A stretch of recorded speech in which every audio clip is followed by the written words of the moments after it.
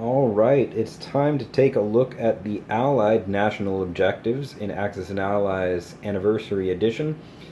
You'll see before you the 1941 setup. The objectives are identical whether you use a 41 or a 42 setup.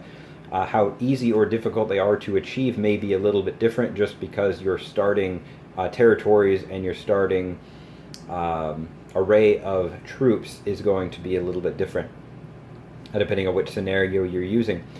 China does not have any national objectives, but all of the other Allied powers do. So we're going to start with the Soviet Union because they are going to be more concentrated because of the far-flung nature of both the United Kingdom and the United States.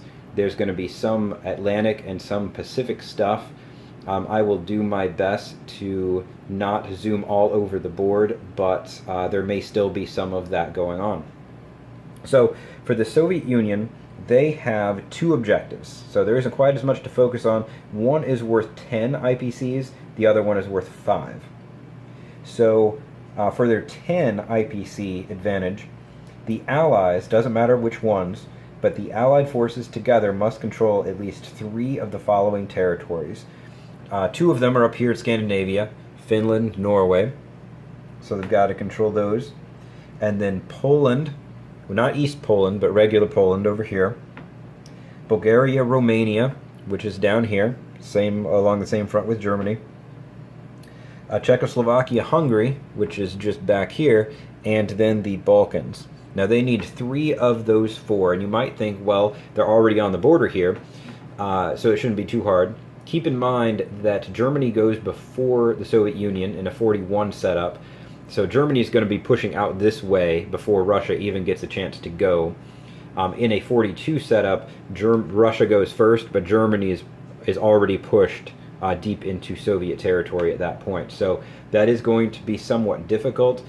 Russia's best bet, or the Allies' best bet to help Russia, is probably going to be to try and pick off Scandinavia, those 2, and then somehow try and get one of these border territories, maybe Poland or Bulgaria, Romania, eventually, to try and make that possible so that the Soviet Union can get that extra production. The other advantage that the Soviets they get an extra 5 IPCs if no other Allied forces are present in a territory controlled by the Soviet Union and the Soviets control Archangel. So if you were thinking that, the other Allies will, sweep in here or maybe come in this way after they've knocked out the Axis Navy and they'll help out the Soviet Union with the first objective I talked about, that is possible, but the Allies cannot have any of their units in any territory controlled by the Soviet Union. It does not say a territory originally controlled by the Soviet Union. It says it can't be any territory controlled by them. Now, the first objective says any Allied power, so it is possible that maybe England controls these Scandinavian countries, but if an ally is reinforcing, maybe the Soviet Union takes Poland and England moves in to reinforce, that is a territory controlled by the Soviets, and there is now another Allied unit present, and so in that case the Soviets would not get that advantage. So this front can be a little bit tricky. You do need to be very careful about that. And that's worth an extra 5 IPCs. Now, we're going to focus over on England, and we're going to look at the Atlantic. England gets an extra 5 IPCs if all of the following territories are under Allied control. So this isn't a pick 3 or pick 4, this is all of them. So it's got to be Eastern Canada and Western Canada. I'm not going to zoom over to Western Canada, you all know where it is. Gibraltar, which is down there, which if you've seen the Axis video for objectives, Italy has one where they might want to take Gibraltar to fulfill. England also has one that includes Gibraltar. Egypt, over here. South Africa, down here. And then Australia. And again, I'm not going to pan all the way over to the west coast just for that. But if England controls all of those territories, they get an extra 5 production. If Allied players control at least one of the following territories. England gets another 5 production. That's going to be either Western Europe over here or under here the Balkans. If any ally controls either one of those, England gets a quick 5 IPCs every round that's true. Now the last objective for England, we are going to go ahead and pan over this way because it is a Pacific objective. If the Allied powers control any territory originally under Japanese control, England gets an extra 5 IPCs. So it's going to be any of the territories that China starts with.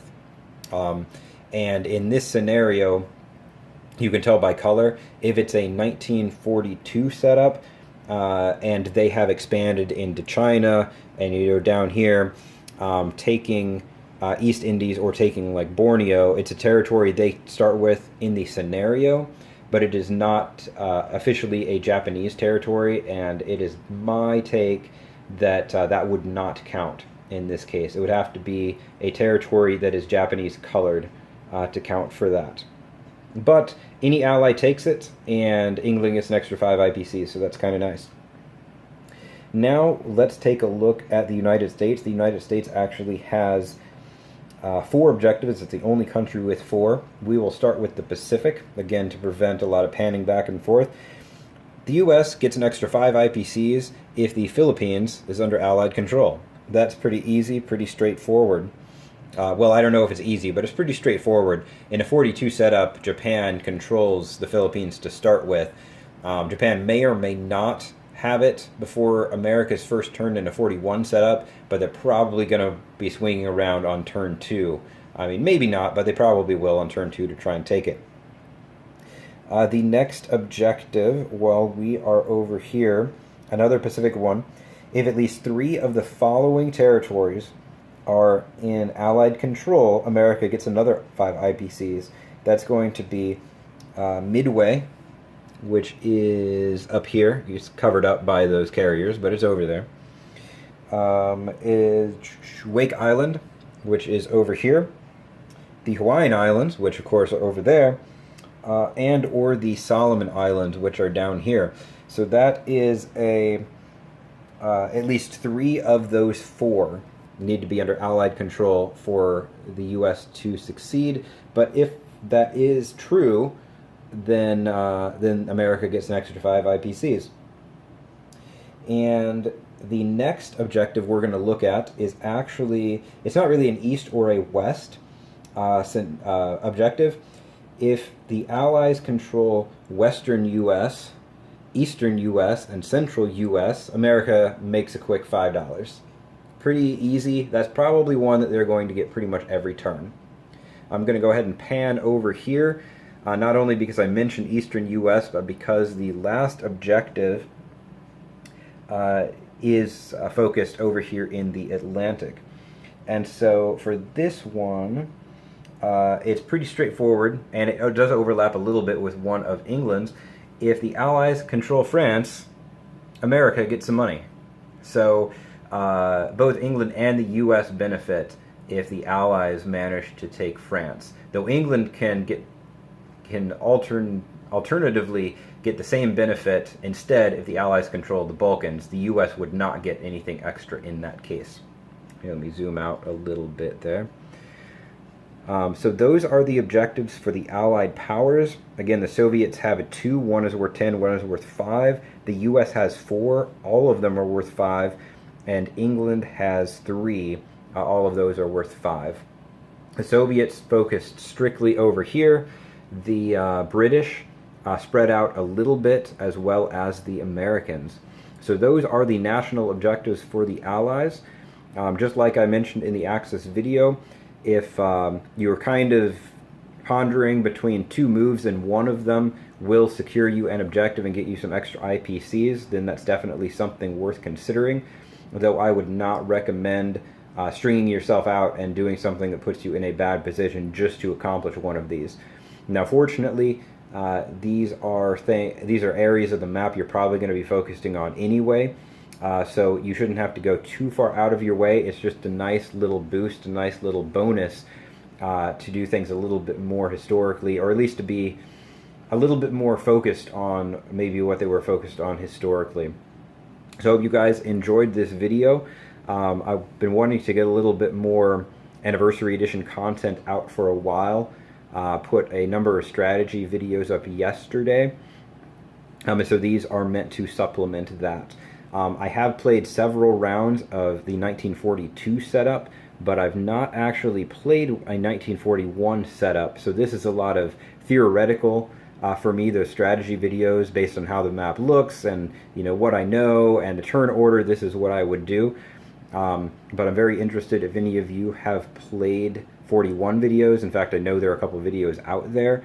I'm interested to see either these strategies in action or some other strategies as well, so that I can improve my game. So with that said, I'm going to go ahead and sign off. I hope everybody has a wonderful evening.